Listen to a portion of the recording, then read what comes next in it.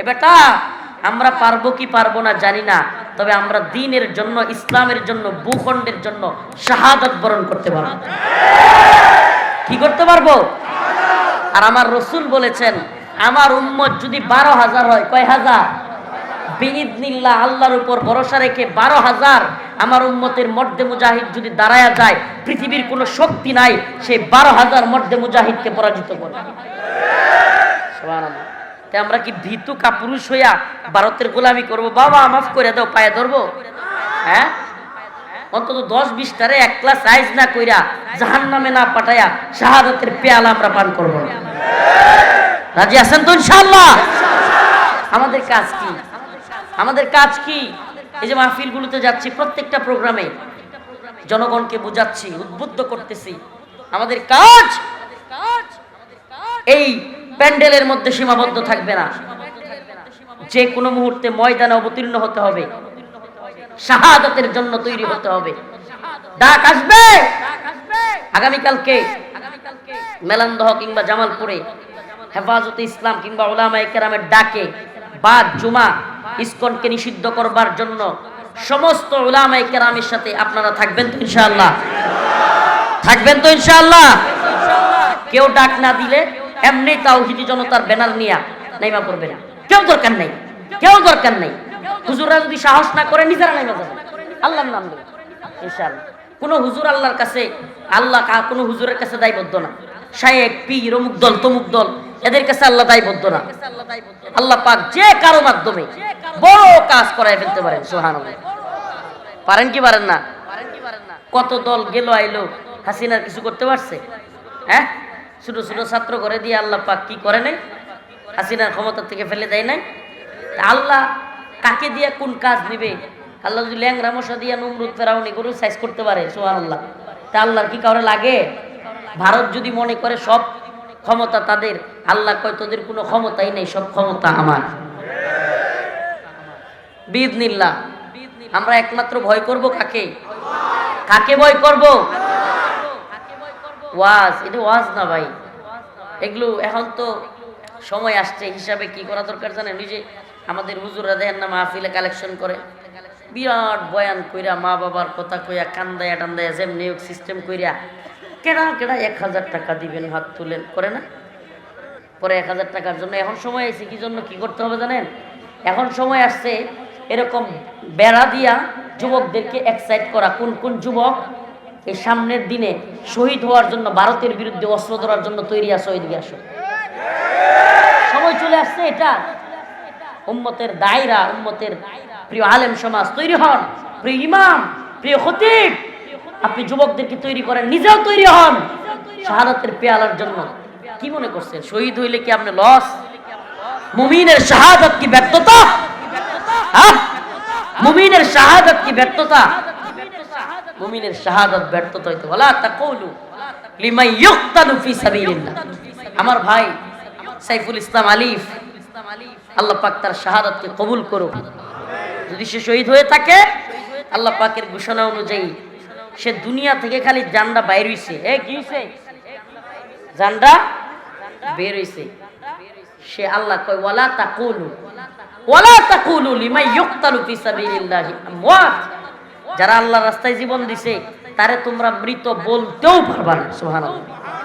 আপনারা জানেন সাইফুল ইসলাম আলিফ ভাইয়ের জানাজা কেমনে হইছে? হ্যাঁ, গোসল ছাড়া। মাশাআল্লাহ। কি ছাড়া? ওই লাশ যেটার মধ্যে রক্ত বেঁধে ঝরেছিল, ওই কাপড় চুপড় সহ শহীদের যেইভাবে জানাজা হওয়া উচিত সেইভাবে হয়েছে। আমি তো মনে করি গাজওয়াতুল হিন্দের দামামা বেজে গেছে।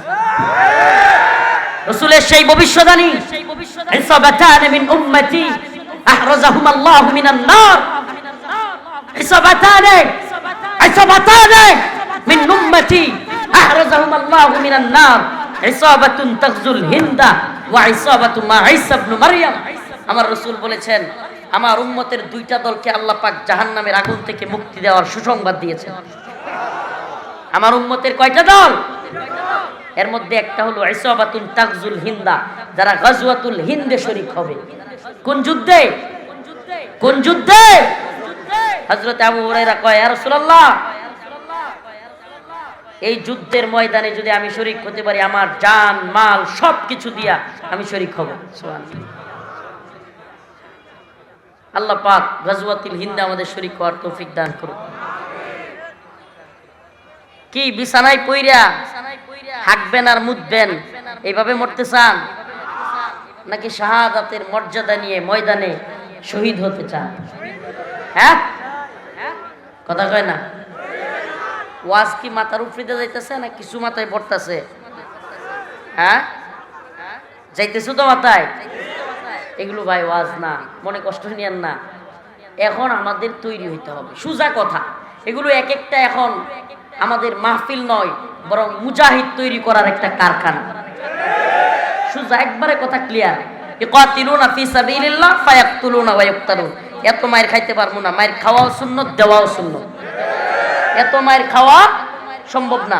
মুসলমানরা মায়ের খাওয়াও সুন্নত, দেওয়াও সুন্নত। দিনের জন্য মায়ের খেয়েছি, মায়ের এরা আমাদের একটা ফেললে আমরা 10টা ফেললে তারপর শাহাদাত বরণ করবো ইনশাআল্লাহ। রাজি আছেন? তোরা আমাদেরকে ট্যাগ দিবি মৌলবাদী, জঙ্গিবাদী, উগ্রবাদী, এই সেই।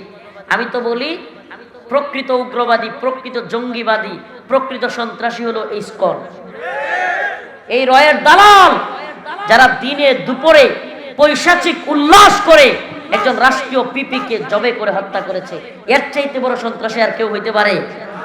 এই সন্ত্রাসীদেরকে নিষিদ্ধ করতেই হবে। এদেরকে নিষিদ্ধ না করলে সারা বাংলাদেশ অচল করে দেওয়া হবে, অচল করে দেওয়া হবে। রাজি আছেন ইনশাআল্লাহ? জামালপুর অচল করে দিতে পারবেন তো? পারবেন নাকি খালি মাহফিলের স্টেজেই? হ্যাঁ, পারবেন তো ইনশাআল্লাহ? ইসকনকে নিষিদ্ধ করতে হবে, কোনো তাল বাহানা চলবে। আজকে এক উপদেষ্টার বক্তব্য শুনলাম, হায় রে, মনে হয় যে কইলাম না এসি রুম থেকে বেরিয়েছে খুশিতে ঠেলা। আপনার একটা ভিডিও দেখেন নাই? ওই যে এক মহিলা কয়েকবার ভোট দিছে, ভোট চুরি করে, খালি মানে আওয়ামী লীগ ক্ষমতায় থাকার সময় সিরিয়ালে ঢুকছে, কয় আপনি না আপনার হাতে দাগ, আবার ভোট দিতে যাচ্ছেন, খুশিতে ঠেলা। এই ভিডিও কিন্তু খুব ভাইরাল হয়েছিল। কিতে? খুশিতে ঠেলা। তো এই যে এই মহিলা উপদেষ্টা, সে মনে হয়েছে এসি রুমে একটু আগে বিরিয়ানির খিচুড়ি বা যা কিছু খাইছে, এসি রুমে থাকছে, স্প্রে লাগাইয়া, এরপরে সাংবাদিকরা বসে আছে, গড়গড়ায় আইসা, গড়গড়ায় সেলসেলায়। ব্যক্তির অপরাধ আমরা এই কোনো সংগঠনের উপর দিতে পারি না, মানে বুঝাইতেছে চিন্ময় কুমারের কারণে আমরা ইসকনকে নিষিদ্ধ করতে পারি না। কি গড়গড়ায় সেলসেলায় কথা কয়ে দিল। দীপুমণি, শারমিন, কি কয়, শিরিন শারমিন, শেখ হাসিনা, এদের থেকে শিক্ষা নেন আপনারা, শিক্ষা নেন। আমরা হাসিনারেও পড়ুয়া করি নাই, দিল্লির গোলামি করলে আপনাদের পড়ুয়া করবারও টাইম নেই, টাইম নেই। একমাত্র আল্লাহকে পড়ুয়া করি, আল্লাহকে পড়ুয়া করে কথা বলি। কবে মারা যাব, কবে জেলখানায় যাব, এগুলো আল্লাহর পক্ষ থেকে ঠিক করা, এগুলো পড়ুয়া করে লাভ নাই। এগুলো কবে কতদিন সুখে থাকবো, কতদিন পোলাও খামু, কতদিন খুরমা খামু, কবে শহীদ হয়ে যাবো, এগুলো আল্লাহর পক্ষ থেকে কি আছে? তা আমনে করে বেল দিয়া টাইম নেই। সুন্দরভাবে মুসলমানদের প্রতিনিধিত্ব করবেন, সুন্দরভাবে মুসলিমদের পক্ষে থাকবেন।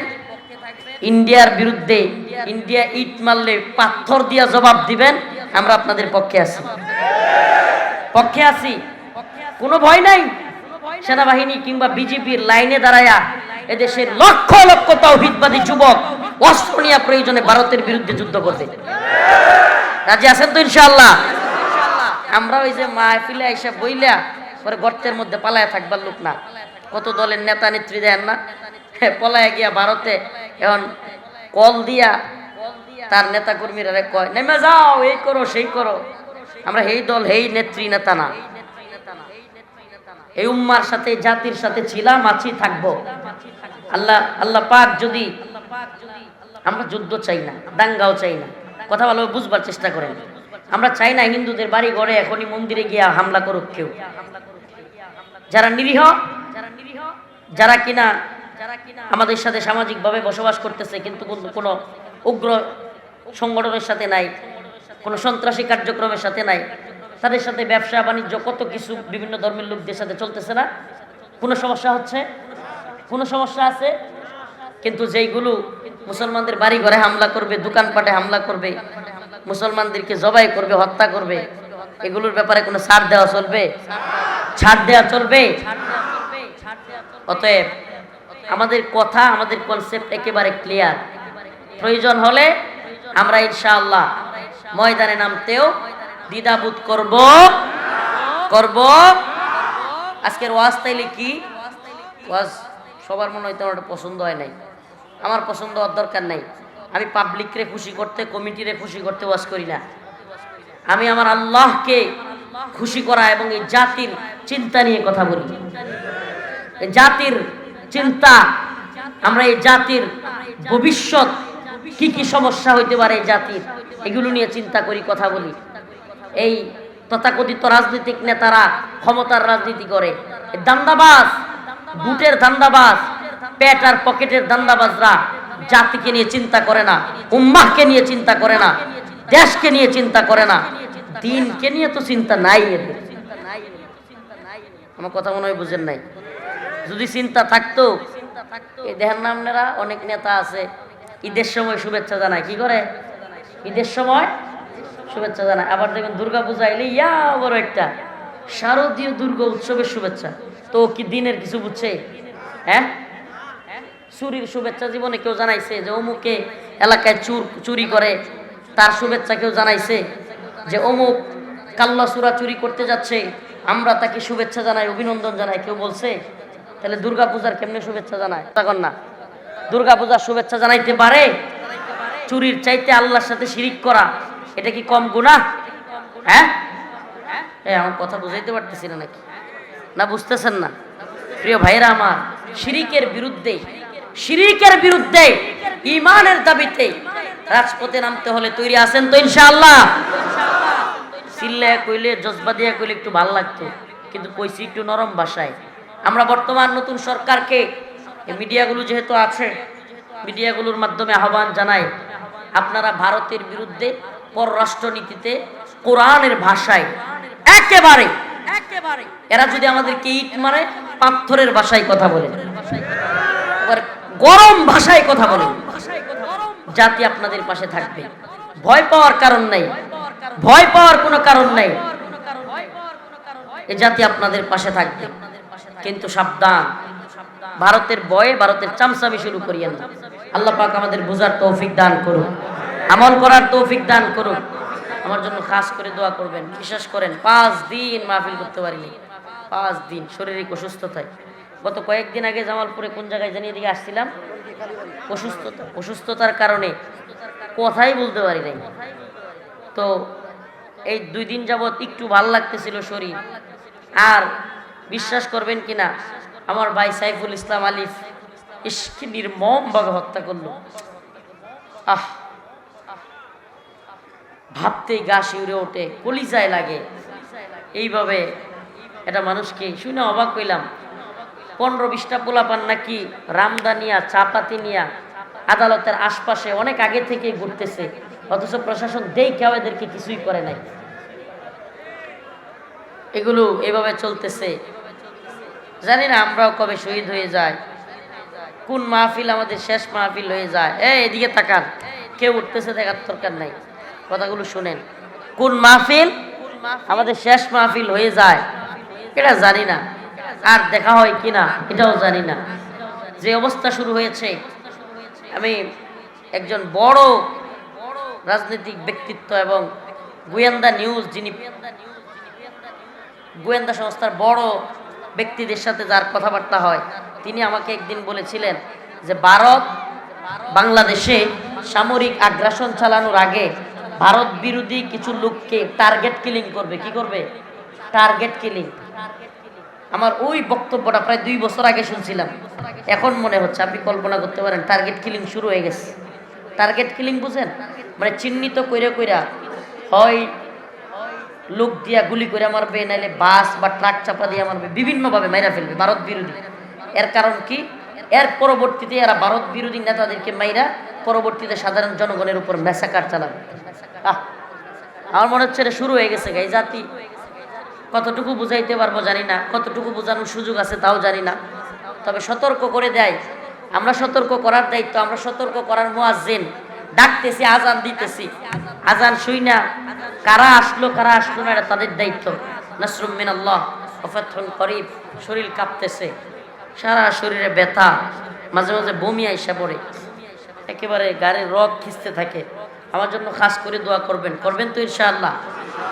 এই শরীর নিয়েই আমার ভাই সাইফুল ইসলাম আলী হত্যার পর থেকে জাতিকে ঐক্যবদ্ধ করবার জন্য এই শরীর নিয়েই দৌড়াইতেছি। আল্লাহ তাআলা আমাদের বুঝার তৌফিক দান করুক, আমল করার তৌফিক দান করুক। কয়েকটা কথা বললাম, আল্লাহর কোরআনের একটা আয়াত বললাম, লাতাজিদান্না আশাদ্দান নাস আদাওয়াতাল লিল্লাযিনা আমানুল ইয়াহুদা ওয়াল্লাযিনা আশরাকু। আল্লাহর বক্তব্য সুস্পষ্ট যে মুসলমানদের কঠিন শত্রু ইহুদি এবং মুশরিকরা। মুসলমানদের কঠিন শত্রু কারা? ইহুদি এবং মুশরিকরা। আরেকটা কথা মনে রাখবেন, ঈমান আনার পরে সবচাইতে বড় ফরজ, সবার আগে অগ্রাধিকার পাবে কোনটা? ঈমান আনার পরে সবচাইতে বড় ফরজ মুসলমানদের ভূমি রক্ষা করা। কি রক্ষা করা? মুসলমানদের ভূমি রক্ষা করা। এজন্য ভূখণ্ডের উপর আঘাত আসলে আল্লাহ রাসূল সাল্লাল্লাহু আলাইহি সাল্লাম নামাজ ছেড়ে দিয়েছেন। ইতিহাস এমন আছে, ভূখণ্ড রক্ষার জন্য কি করছেন? খন্দকের সময় নামাজ পর্যন্ত কাজা করেছেন। তা আমরাও ওইভাবে তৈরি থাকবো ভূখণ্ড রক্ষার জন্য। নাসরুম মিনাল্লাহ ওয়া ফাতহুন করিব। আসসালামু আলাইকুম ওয়া রাহমাতুল্লাহ। খাস করে দোয়া করুন, হুজুর একটু দোয়া করে দেন, আমার শরীর প্রচন্ড খারাপ লাগছে।